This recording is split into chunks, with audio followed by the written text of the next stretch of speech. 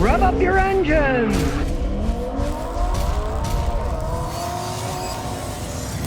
I got an '06 Honda Pilot. It's not running right. See under the hood, or I should say after we take the stupid beauty cover off.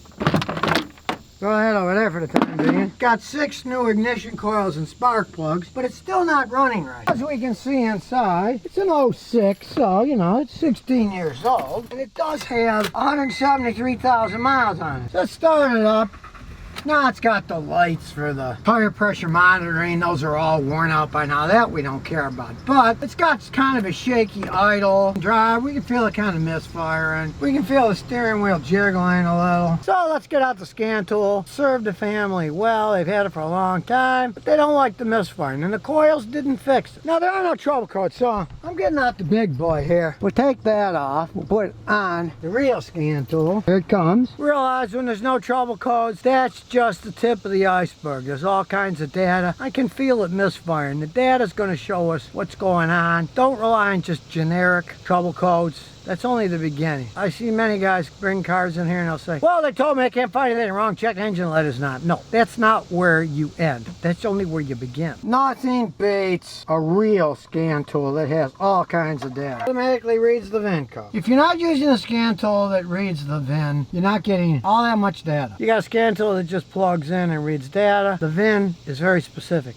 Everything's going to be correct on the information. It's not guessing with some generic thing. It's specific. So when you push diagnosis, you're getting a real diagnosis. And when we do a smart scan, look at the stuff it's testing out. All kinds of stuff. As it's scanning real life, you're probably going to get data that you don't care about. We don't care about the tire pressure monitoring system not working. That's not going to make the car jump at idle and run a little bit for us. We're looking at about the data that affects that. So once the scan's done, we can see what's normal, what's abnormal. The only abnormal thing here so far is the tire pressure monitoring system, so we don't care about that at all. Being a smart tool, and this is an old car, not a smart, you see a lot of it's gray. That just means it's not equipped with that stuff. The only red is the tire pressure monitoring system that we don't care about, and the computer fuel injection system. So we'll go to the fuel injection system. Here's all these codes. Misfire number 1.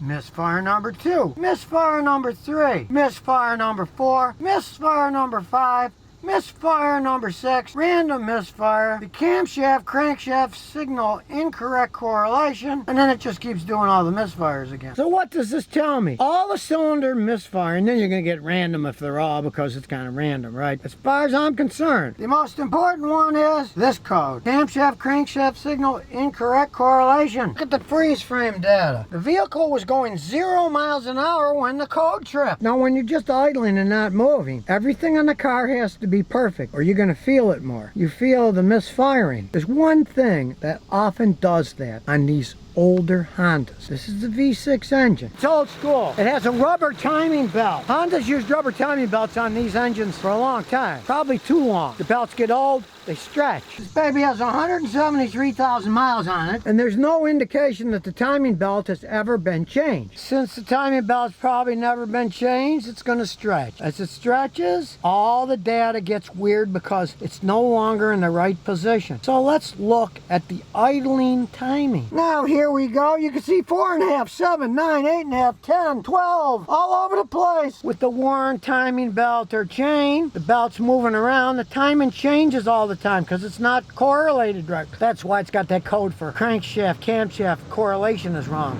because it's confused. And this is going to show up the most at idle because it's idling. It can bounce around more. So let's do another test. Let's rev up the engine to say 2,000 RPM and look at the advance. Notice it doesn't bounce around much at all. That hit the nail on the head. When you go faster, it spins faster, it's tighter. The timing isn't bouncing anymore. The codes trip when it's just idling, not when it's going at a fast speed. This baby needs a timing belt if you want it to run correctly. See, when I have it revved up, it's staying real stationary. Well, I keep moving my foot, not bouncing all over the place. Just a tiny half a degree difference. But in an attempt to make it run better, we're going to clear the crank pattern. This machine shows us what to do. Start the engine.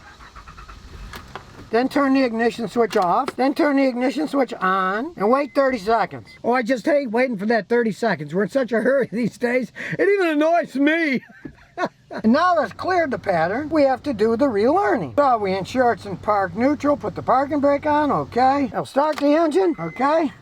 Communicating, turn the ignition switch off, turn the ignition switch on, start the engine, and wait 30 seconds. Seems to be an awful lot of waiting with this. And relearn, let's take it for a road test. Well, I can already feel it shaking a lot less as we step on the gas.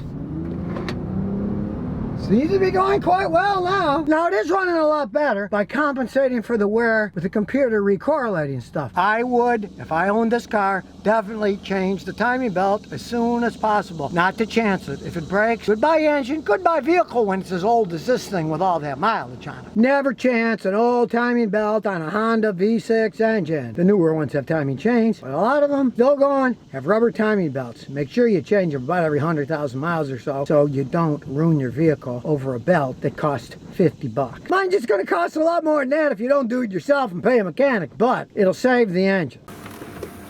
And here's some bonus questions and answers. Yassine Body says, engine oil is leaking into my spark plug chamber. When I pull out the spark plugs, there's oil in them. I do the oil change myself. What should I do? I have a Japanese import. Spark plugs are an engine, right? You got a valve cover gasket. Remove the valve cover gasket. I don't know about the Daihatsu Miras. I've never worked on one. That's not sold in the United States, but they're all pretty much designed the same way. When you take the valve cover gasket off, there's holes where the spark plugs fit in. There's spark plug tube seals. Replace those seals. Now, like I say, I don't know that particular design. There are a few weirdo designs out there that the seal isn't there. The tubes that go down have seals that go on the engine. You got to unscrew those and put new seals in. If it's that design, you'd have to do that. But normally, they're just the seals on the spark plugs when you take the gasket off and you put new seals on the valve cover assembly itself on the inside. And when you slide it on, the seals keep oil from getting into the spark plugs. Ones sold in the United States are like that, and that's what it needs. Mr. Nobody says, should I try liquid moly engine oil? I saw some oil called liquid moly Special Tech AA. Claims to be fuel efficient, and 88% gave 5 stars from Amazon. What do you think? All right, well, one, who knows what anybody knows about oil but engineers? You'd have to run an oil, drive it in a car, send a sample of the old used oil to one of these oil sample places, and they'll give you an analysis of everything that's in it. It has to be done scientifically. But I know about moly oil. It's molybdenum bisulfate, which is an additive that actually lubricates quite well. If you're going to use an oil like that, you got to make sure it's the same weight. If your car takes 0W20, it would have to be 0W20 liquid moly oil. They tried to sell that for years, different companies, and most of them were massive failures for one reason, which is actually kind of an absurd reason, but it scared people away. Molybdenum bisulfate is dark black, so your oil looks black sometimes right after the oil change, and then people say, oh look, my oil's dirty, I need to change it. So that scared a lot of people away. You could use it in a car, but you know, I don't think that kind of stuff is necessary because the modern GF6 oils are excellent oils. They've engineered them for modern cars. Stick to that. I wouldn't go with some aftermarket thing like that. Who knows if it works or it doesn't work. Molybdenum bisulfate is a very good lubricant, but who knows what it does in a car over time to bearings and different things. You never know. I stick to what the engineers designed. It only makes sense. CCAS said, should I save $2,000 and buy a Hyundai Elantra instead of a Civic or Corolla? No.